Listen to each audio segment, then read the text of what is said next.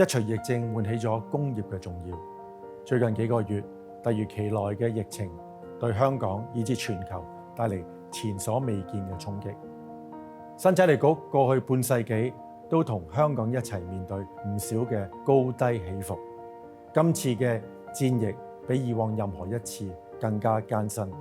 縱然計劃趕不上變化，經濟前景一啲都唔樂觀，我哋會本着使命，堅持同本地嘅工商業界並肩同行，成為大家抗疫同埋應對經濟困難時嘅堅實夥伴。疫情期間，生產力局嘅同事亦緊守崗位。2月到而家，我哋舉行咗多場嘅網絡研討會同埋培訓，並且有接近3萬人次嘅參加。希望透過數碼嘅渠道，幫助香港保持競爭嘅優勢。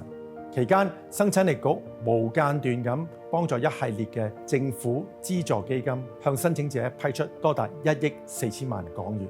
懷住積極嘅態度，我哋銳意幫助業界通過政府提供嘅資源，作出最適當嘅準備，幫助中小企可以復甦得更快。疫情初爆發，我哋已經透過局入邊嘅技術專家團隊，日以繼夜幫香港嘅有心人設立多條本地嘅口罩生產線。除咗可以舒緩供應之外，更為本港企業帶嚟新嘅機遇，燃點再工業化，重塑香港製造。疫情顛覆咗全球嘅資源整合，供應鏈亦都會重新排序。我哋會繼續透過加強科研技術同埋數碼轉型，同業界共同跨越挑戰，迎接市場新需求同埋變化。無論係提供一站式嘅政府資助基金諮詢服務，到各種各類嘅培訓同埋科技嘅支援，生產力局會繼續擔當業界強大嘅後盾，同大家攜手向前。透過我哋為中小企推出嘅顧問項目同埋測試服務，人員定價半價減免，希望我哋略盡綿力舒緩業界嘅負擔。最後祝大家身體健康，希望疫情早日受控，令我哋嘅屋企恢復動力，營造更好嘅香港。Good morning, ladies and gentlemen. Welcome for joining us in this HKPC live webinar on Distant Business Program.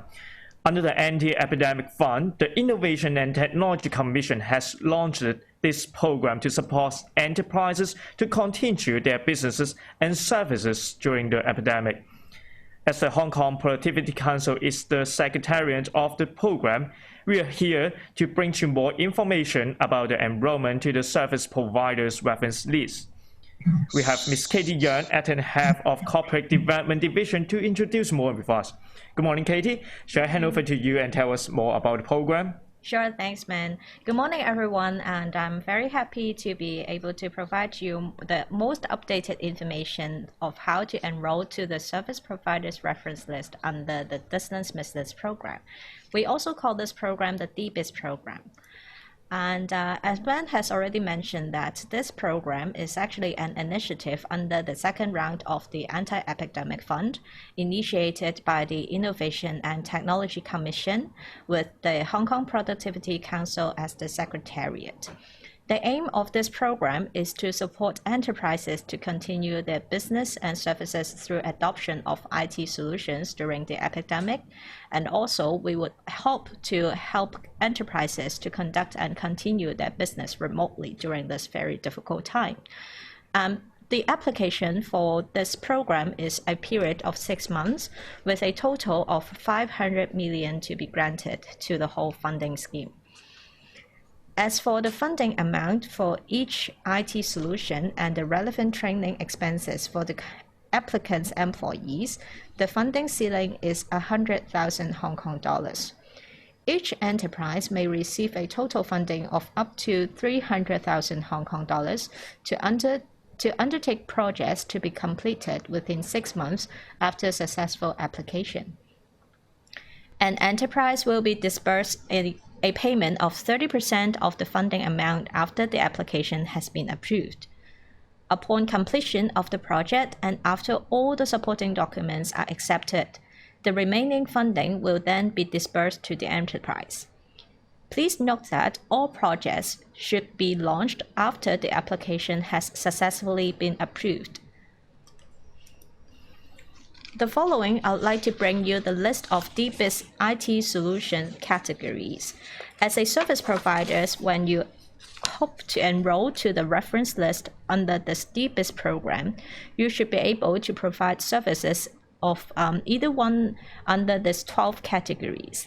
And let's go and take a look at all these 12 categories. Number one is online business.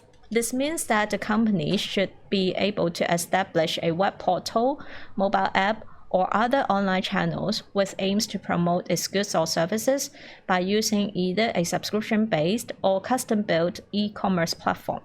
And the subsidy would include development and management costs. This should enable the consumers to place orders over the internet. Second is the online order taking and delivery and smart self-service systems. This is for the company to establish again a web portal, mobile app, or other online channels for consumers to place goods of orders or services by using again either subscription-based or custom-built e-commerce platform, including development and management. This adoption of technology should also be enabling the applicant company to perform end-to-end order placement and delivery to designated locations by using, for example, smart self-servicing system, smart kiosk, smart vending machine, smart lockers, or other integration to any e-logistics provider's platform. Number three is the online customer services and engagement services. This actually helps companies to enable order placement of services to take place over the internet. For example, reservations, appointment bookings, or other alike services. And again, this includes development and management costs. This adoption of technology can also include distance learning facilities. Number four is the digital customer experience enhancement. This allows companies to improve customer service experience and engagement with use of various technologies, including but not limited to the following. For example, the very popular chatbot, or the uplift of product or service experience with use of augmented reality, virtual reality, or mixed reality technologies, or also digital twin technology. Also, companies can make use of these service categories to improve their customer experience by use of data analytics. Number five is the digital payment or mobile point of sales. This enables online or physical stores with multiple digital payment channels like payment gateway or mobile point of sales or the POS system. And then please note that this should also include one-time setup or associated hardware or equipment costs. However, it excludes the handling fee or equivalent fee for each payment transaction. Number six is the online or cloud-based financial management system. This means the computerization of financial-related processes of the company. For example, invoicing and bill collection, accounting and budget planning, asset or liability management, regulatory compliance or reporting, etc. And number seven is the online or cloud-based human resources management systems. This means the computerization of, for example, payroll and expense reimbursement system, attendance or leave records, or other training reporting systems. This system could be cloud-based or accessible remotely by staff with appropriate cybersecurity protection. Number eight is the remote document management, cloud storage, and remote access services. This means the digitization of hard copy documents into electronic format and allowing it to be stored on cloud storage. This should enable staff to access company information, data, and system remotely with solutions such as remote desktop control, VPN, or VDI. Number 9 is the virtual meeting and conference tools. It means the adoption of such tools to a group of people to collaborate or meet virtually through the internet with the following functions, but not limited to audio or video communication, content sharing, manage appointments and registration, or other meeting recording, polling, Q&A online.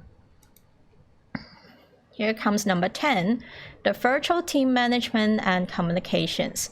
This means the tools to allow groups of people to collaborate and communicate virtually through the internet, for example, by use of instant messaging, video or conference calls, document sharing and co-authoring, concurrent editing, task assignment, progress monitoring, and so on and so forth. Number 11 is a very important item, that is the cybersecurity solutions. This means that the solution provider should be able to help the applicant company to improve the cybersecurity by implementing software or hardware services in order to defend against cyber attacks. And number 12, last but not least, is other online or custom-built cloud-based business support systems. This means other solutions that are not listed in the previous 11 categories, but they are either off-the-shelf or custom-built that should support the program objectives, that is to enable companies to conduct and continue businesses remotely.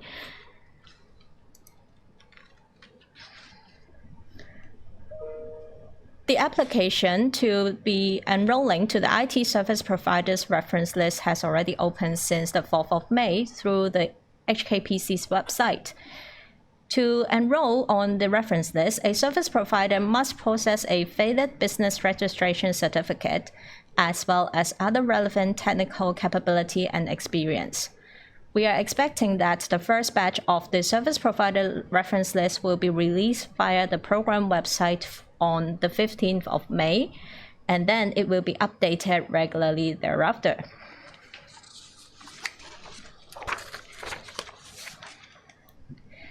Please note that by placing your company on the reference list of this IT service provider reference list under the D-Biz program should not be taken as service providers endorsed or recommended by the government or the secretariat of the program.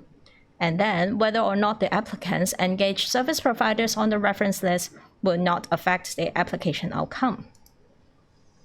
As for the application and assessment details, the Secretariat will conduct eligibility checking and preliminary screening, and then all the applications of the IT service providers will be submitted to the vetting committee for consideration. The vetting committee actually is the Distance Business Program Vetting Committee, with members being appointed by the Secretary for Innovation and Technology, is chaired by the Commissioner for Innovation and Technology, as well as a group of industry veterans. For details, you can always refer to the Secretariat's website on the guidance notes as well as the application form demo. Taking the opportunity, I'd also like to remind all of you once again that all the applications should be done online via the Secretariat's website. And then the following, we are going to bring you a demonstration on the application form.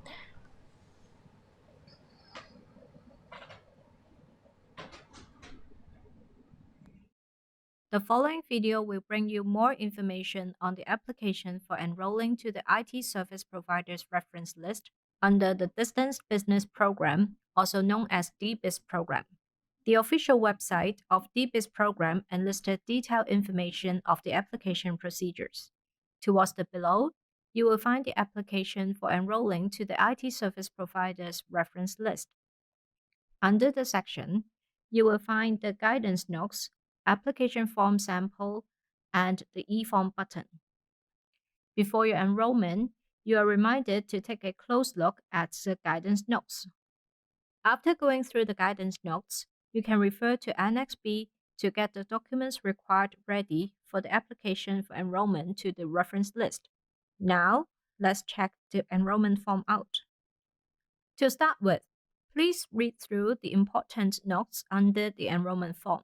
please be reminded that inclusion in the reference list does not imply any endorsement, warranty, or guarantee of a service provider and/or its product or services by the government and/or the Secretariat. A service provider on the reference list shall not represent or claim itself as a pre-approved or pre-qualified service provider under D-Biz program when marketing and promoting its business, products, or services to the potential applicants of D-Biz program. Inclusion in the reference list does not constitute any warranty or guarantee by the government or the Secretariat that a service provider will be selected and engaged by any applicant under D-Biz program. The form will be divided into 4 parts. Part A, particulars of the service provider. Part B, service information. Part C, other supporting information. And Part D, declaration and undertakings. If you have any question, you can always email us at dbizsp@hkpc.org. Part A, particulars of the service providers. You are reminded to complete this part according to the business registration certificate issued by the Inland Revenue Department of the Hong Kong SAR government. In case of any discrepancies, your applications might be rejected. First, put down your company name in English. If you have any Chinese name, please also put down the Chinese name, the address, your company website, the contact person, the title, a phone number. If you have a WhatsApp number, please also put down a WhatsApp number because the Secretariat might contact you via WhatsApp as well. The email address, the number of persons employed in your company, and then you can press the Upload Files button to upload the documents needed for this section. You can save a file according to the file format listed here. You can select the file and press the Save Changes button, and then your file is uploaded. Then you can enter the business registration certificate number, and then please upload also a copy of your business registration certificate. We can proceed to the next page. Part B, Service Information. First, please select the solutions that your company can provide among the 12 funding scopes. You can choose more than one. Take the sample company as reference. It can offer number 1, online business services. Number 8, remote document management, cloud storage, and remote access services. And number 11, Cybersecurity Solutions. You can then choose all 3 boxes here. Afterwards, you can key in the description of services or solutions relevant to the D-Biz program that your company can provide. Then, if your company is a system integrator or non-subscription based solution or platform provider, please tick the first box. If your company is a subscription-based solution or platform provider, please tick the second box. You can also tick both boxes if your company offers both services. The sample company A can provide online business service and remote document management, cloud storage, and remote access services as a system integrator. So here, you should tick the first and the 8th box. For category 1, online business, you should upload 2 job references. Press Upload Files button here. Do the same for the second job reference. And then for category 8, do the same again. You should be selecting 2 job references for each category that you have selected for your company. As a subscription-based solution or platform provider, the company can offer cybersecurity solutions. Again, upload the job references accordingly. After you have uploaded all the information required, press Continue. If you have any extra information that you would like to provide to the Secretariat, you can enter the information here. For example, your company website, or other credentials that you might think would help the Secretariat to know your company more. Afterwards, press Continue. Then we come to the last part, declaration and undertakings. Read the terms carefully and check out the boxes as you see appropriate. Press Continue. Finally, disclaimer. Read through the information carefully. If you want to be kept updated on all the updates related to the Hong Kong Productivity Council, please provide us your consent by not checking out the boxes here. You are reminded to only press the submit button for one time and stay at this page before the submission completes. After you have submitted the enrollment form, you will receive a submission number. If you have any question regarding to your submission, please always quote the submission number and email to dbizsp@hkpc.org. Thank you for watching. So you have just now watched a demonstration video of how to fill out the IT Service Providers Reference List application form. And there are several reminders that I'll also like all of you to perhaps pay a little bit more attention to when you're going to fill out such application form. First of all, you can see that the application form is divided into 4 sessions. Part A, particulars of the service provider. Part B, service information. Part C, all other supporting information. And Part D, declaration and undertakings. As for Part A, please be reminded that the company name should be the same as what is listed in the business registration certificate. And also, please be reminded to put down a contact person, as it would be the sole contact point between the secretariat and the company whenever there are any inquiries related to your application. Also, you can put down a phone number that is available or supported by WhatsApp, as the secretariat might contact you via WhatsApp for further details. As for service information, as the video clip has already mentioned that you can select more than one solution categories, but it should be under the 12 solutions category that were introduced earlier. And then if you have any additional compulsory requirements, you can select you can submit via the application form by uploading the details, but you are also kindly be reminded that you should be submitting a set of 2 job references that are completed during the last 18 months if you're applying for the system integrator or non-subscription based solution or platform provider. If you are also reminded that apart from the 2 job references that were completed during the last 18 months, you should also be submitting a complete set of client contract or purchase order, as well as the proof of project completion from the client when you are filling out the application form. If you have any sensitive information that are listed in all those documents, you can cover them or mask them when you submit them to the Secretariat through the online platform. And if you are a subscription-based solution or platform provider, please submit a set of contracts or purchase orders for at least 2 active customers who have subscribed to the solution or platform for at least 6 months.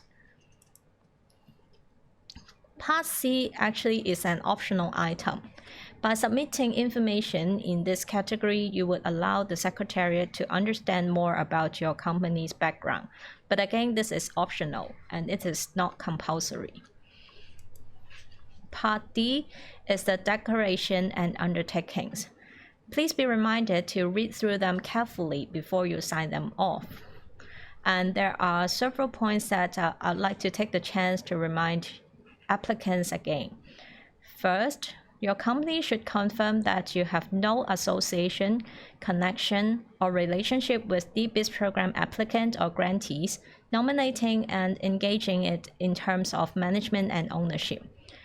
Please acknowledge that should it be included in the reference list, your company's subsequent performance will be monitored and may be taken into account when your future quotations or tenders submitted to the government are evaluated. Bid rigging is a serious anti-competitive conduct.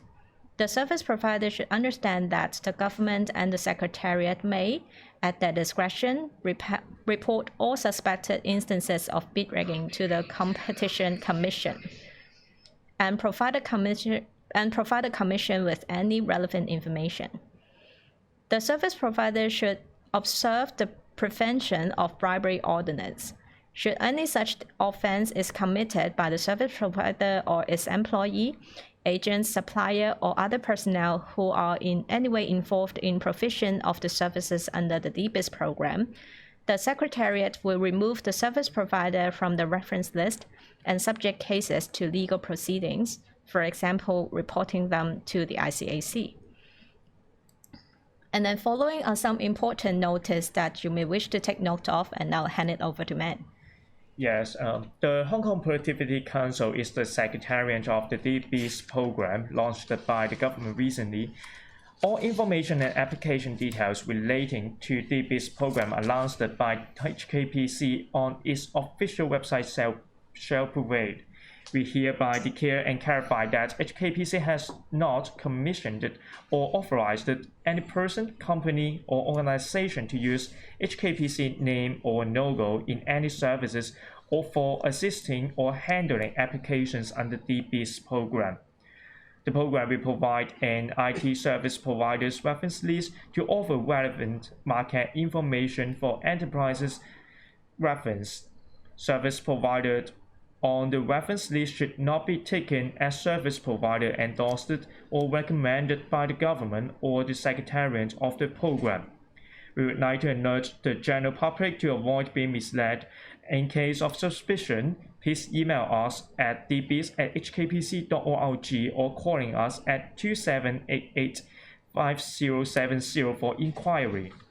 Please be cautioned that if any person, company, or organization is found to use HKPC's name or logo to the market and promote its own services without the consent or authorization of HKPC, we reserve all rights to be taken legal actions against such person, company, or organization.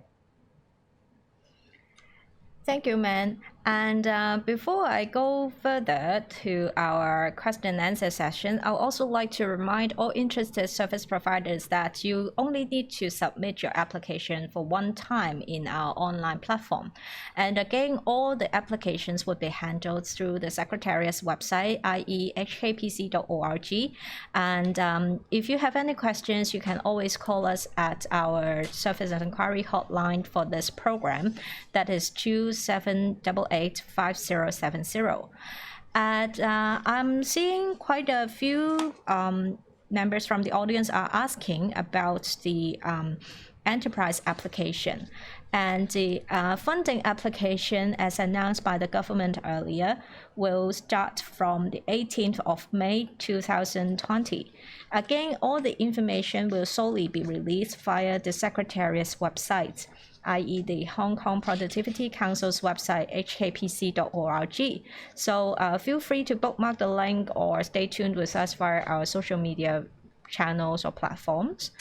And apart from our dedicated hotline or email address, we also have a WhatsApp number open for inquiries, i.e. 5283-4131, 5283-4131.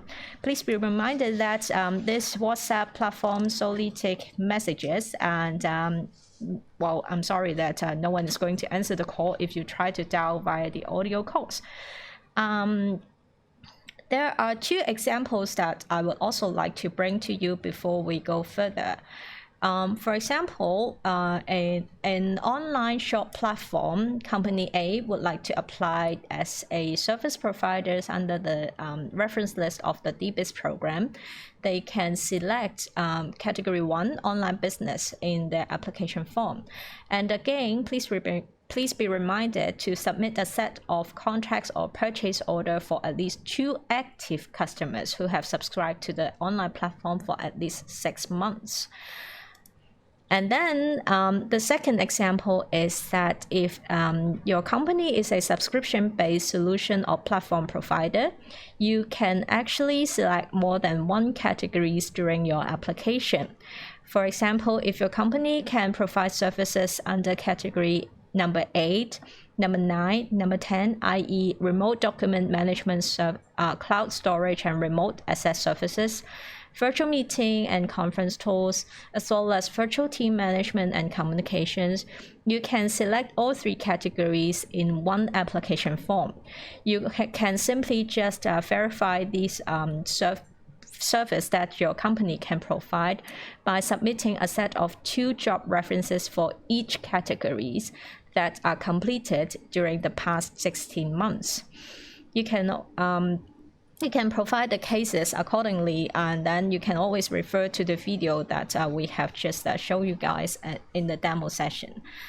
And then again, you only need to submit the application form for one time again, and then it is via the online platform. So, man, I'm seeing quite a number of questions in the from the audience. Shall we look at them and then try to answer the questions? Sure, let's try to answer the questions from our audience. The first one is, if it's client a lot in Hong Kong, can they still use them as a job reference? Yes, of course, because what the program is actually promoting is how to help companies to do remote business or distance business during this time. So overseas clients' cases are all accepted. But one reminder is that the service provider should possess a Hong Kong business registration certificate in order to become an eligible service provider under the program. Okay, and the second question is, to register as a supplier, is it required to have any employee in Hong Kong, or how about a one-man band? The program is actually listed that for eligible companies to be signed up as a service provider under the program, they should be uploading the proof of the number of employees. So actually, the program would not look at the actual number of employees to determine whether it is eligible to be signed up as a service provider. But as long as all the records actually match what the applicant has submitted, then it will be considered. Okay, I see. So be reminded that the final approval is actually by the vetting committee, though. Okay. And the third question is, can the supplier use a document such as an invoice to support rather than a purchase order?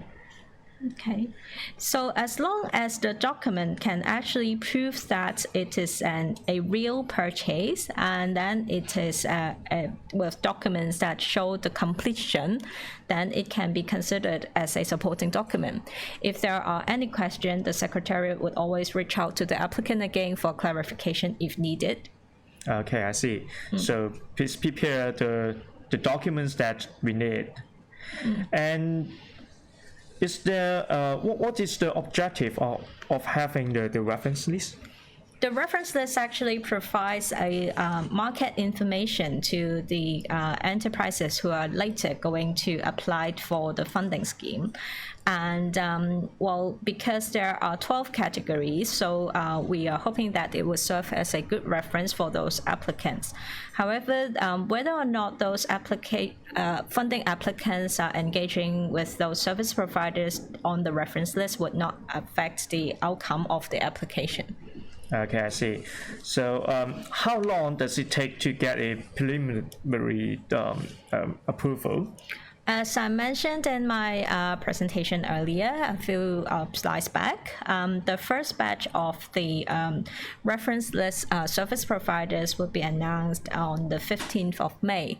So the Secretariat is doing all our best and try to expedite the process, and we're expecting the reference list service providers to be released by batches in a very soon manner.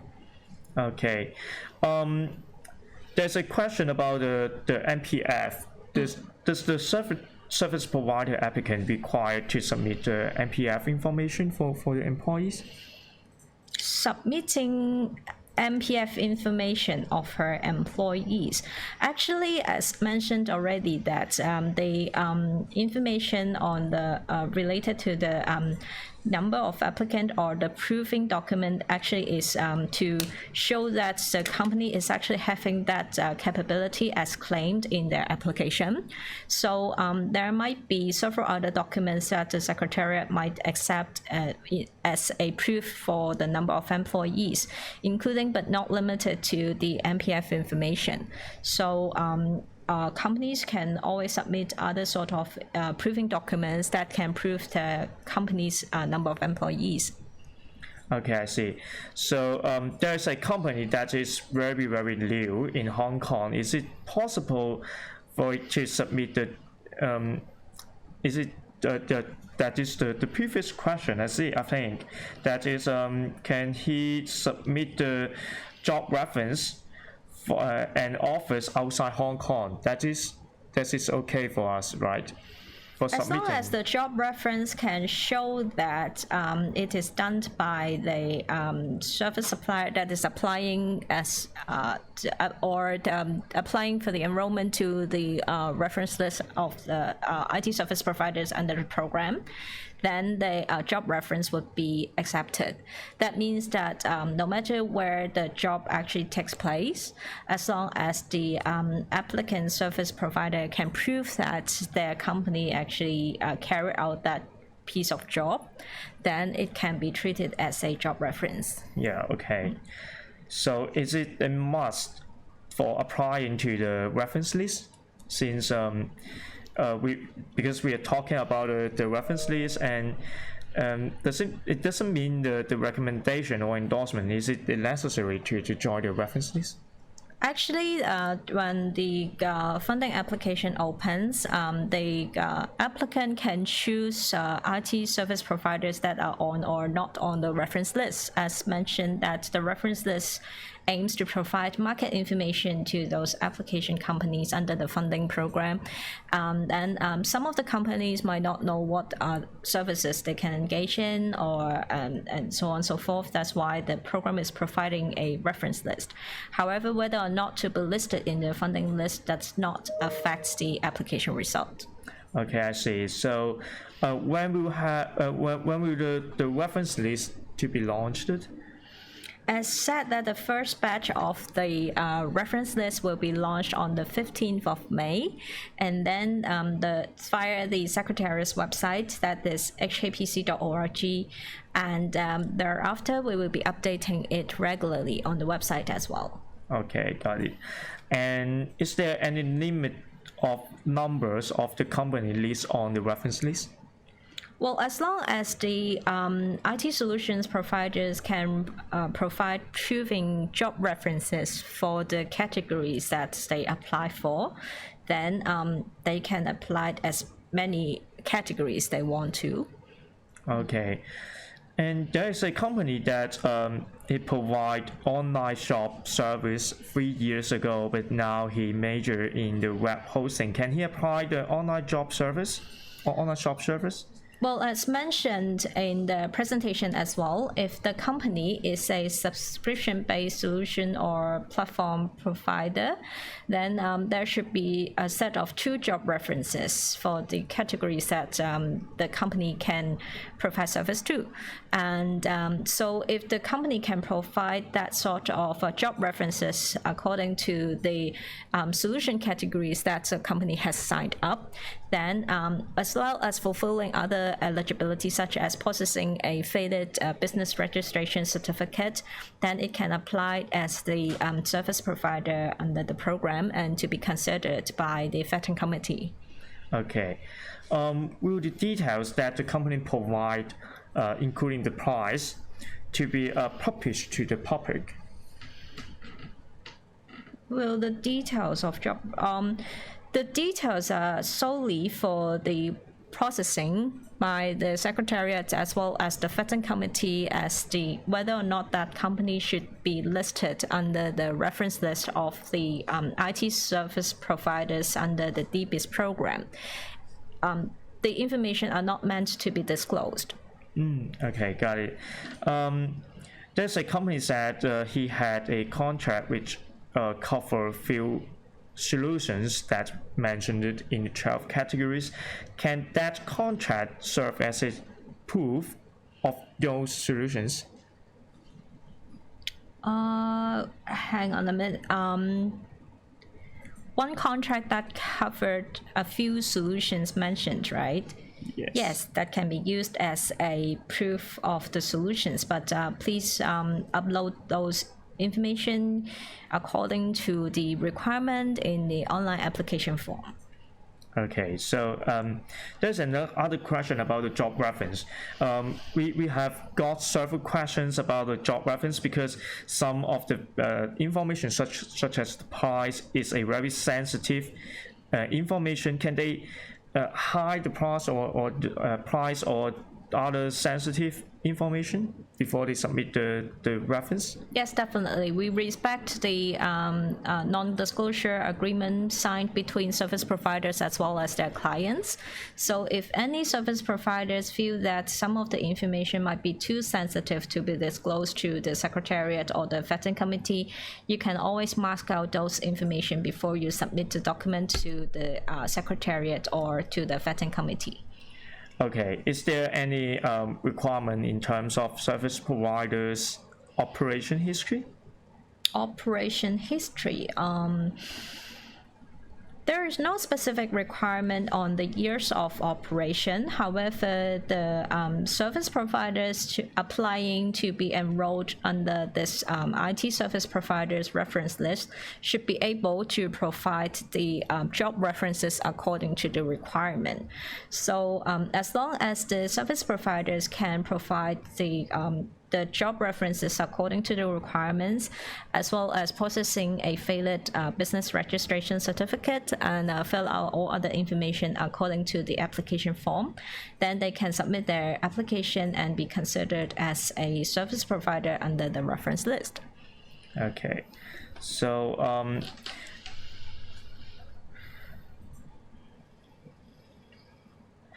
if the service provider is not registered on the reference list, does he need to provide the job reference when the applicant submit their quotation?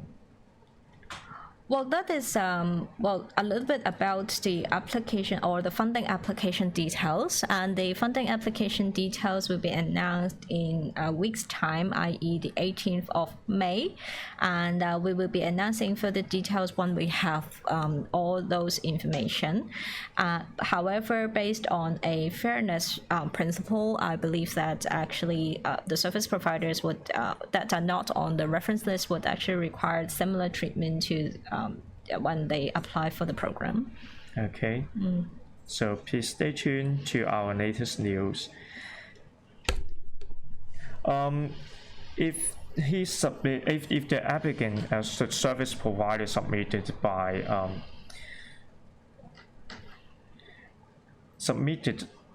but later find he would like to update some informations, what can he do?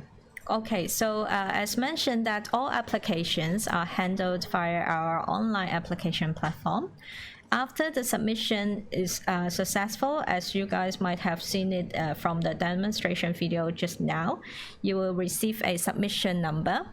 And if you have any questions regarding to your application, you can always quote that submission number and then email an inquiry to the Secretariat. We have a dedicated email address for handling inquiries about those submitted application. So you can always email to dbizsp@hkpc.org, quoting the submission number as well, and then our Secretariat staff members will be checking out the details for you. Okay. Will the service provider got notified when he will be added to the reference list? Yes, the Secretariat would be releasing the information apart from the Secretariat's official website, and then they will also be notifying the service providers accordingly. But again, if the service providers have any questions or would like to have any other updated information, they can always contact the Secretariat. Okay. If the service provider is no longer want to list on the reference list, what can they do? Okay, if a service provider decided not to be listed under the reference list of the IT service providers of this D-Biz program, they can write the Secretariat an email, and then the Secretariat will process to remove the service providers from the reference list for within no more than 5 working days, and then after the company's name is removed, then it will no longer be listed in the website of the Secretariat.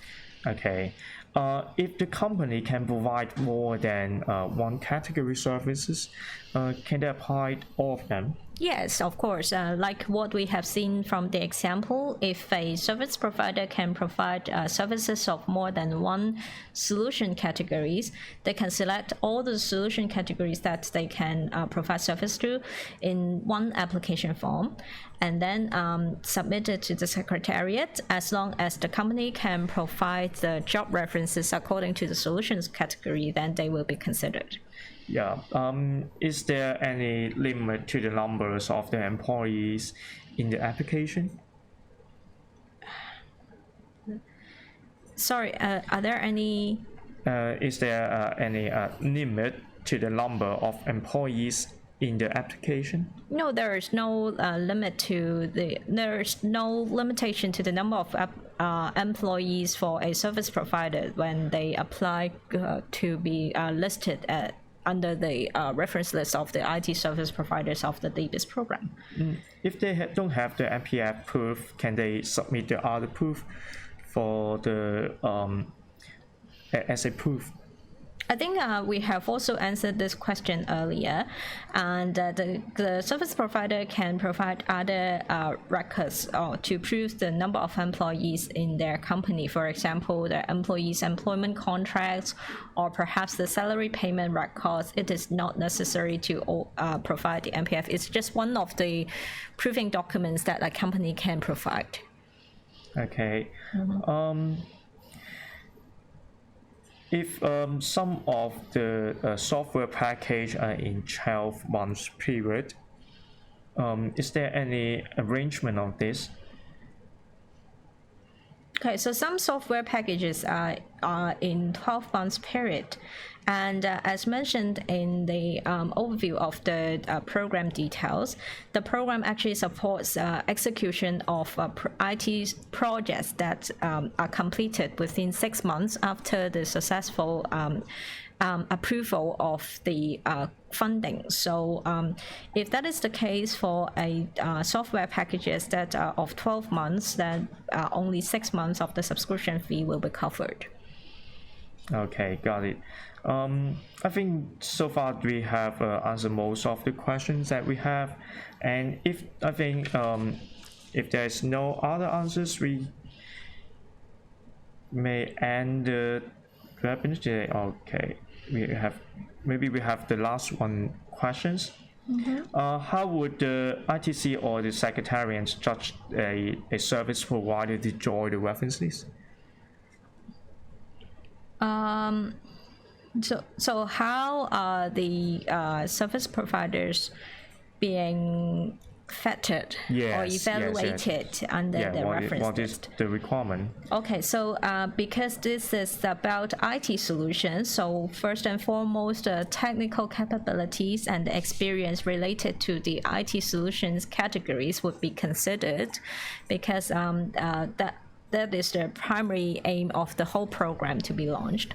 So other than that, it would be evaluated on a case-to-case basis, and based on the individual merits as well. So and again is that the Secretariat will be vetting the information provided by the service provider, and then after all the information are screened and all the service providers' reference list will be tabled to the vetting committee for approval or for consideration. Okay, Thank you very much. I think this is the end of today's webinar. I hope you can know more about the program, and you are most welcome to contact us by calling our hotline or sending us an email or WhatsApp.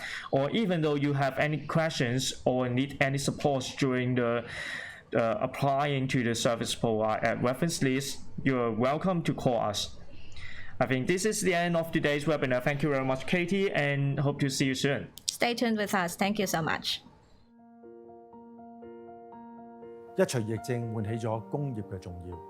最近幾個月，突如其來嘅疫情對香港以至全球帶嚟前所未見嘅衝擊。新仔利局過去半世紀都同香港一齊面對唔少嘅高低起伏。今次嘅戰役比以往任何一次更加艱辛。縱然計劃趕不上變化，經濟前景一啲都唔樂觀，我哋會本着使命，堅持同本地嘅工商業界並肩同行，成為大家抗疫同埋應對經濟困難時嘅堅實夥伴。疫情期間，生產力局嘅同事亦緊守崗位。2月到而家，我哋舉行咗多場嘅網絡研討會同埋培訓，並且有接近3萬人次嘅參加。希望透過數碼嘅渠道，幫助香港保持競爭嘅優勢。期間，生產力局無間斷咁幫助一系列嘅政府資助基金，向申請者批出多達1億4千萬港元。懷住積極嘅態度，我哋銳意幫助業界通過政府提供嘅資源，作出最適當嘅準備，幫助中小企可以復甦得更快。疫情初爆發，我哋已經透過局入邊嘅技術專家團隊，日以繼夜幫香港嘅有心人設立多條本地嘅口罩生產線。除咗可以舒緩供應之外，更為本港企業帶嚟新嘅機遇，燃點再工業化，重塑香港製造。疫情顛覆咗全球嘅資源整合，供應鏈亦都會重新排序。我哋會繼續透過加強科研技術同埋數碼轉型，同業界共同跨越挑戰，迎接市場新需求同埋變化。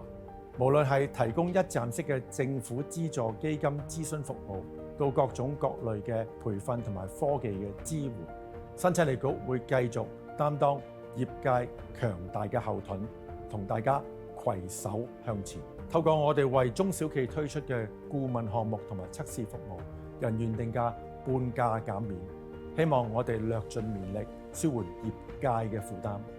最後祝大家身體健康，希望疫情早日受控，令我哋嘅屋企恢復動力，營造更好嘅香港。